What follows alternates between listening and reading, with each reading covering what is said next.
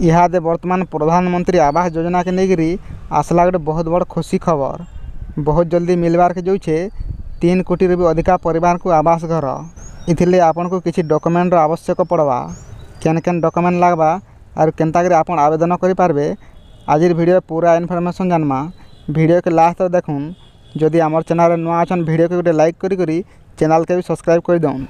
आपण माने जानी थिबे शपथ नेला परे परे पहला दिन ही चाषी लगी बड़ घोषणा करथिले प्रधानमंत्री नरेंद्र मोदी। और सेटा थिला पीएम किसान योजना रे चाषी अकाउंट के टंका जीवा। सेंता निर्वाचन प्रचार बेले बहुत गुड़िया प्रतिश्रुति देथिले पीएम मोदी। सेतिर भितर गुटे होचे प्रधानमंत्री आवास योजना।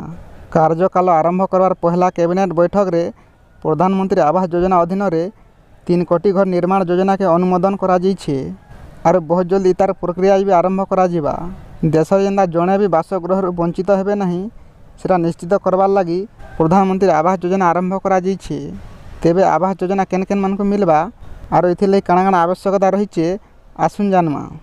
पहला तो ई योजना के पाबार लगी हेले आवेदनकारी के 18 वर्ष रु अधिका होइतबार दरकार। तार संगे संगे आवेदनकारी भारतीय नागरिक होइतबार दरकार।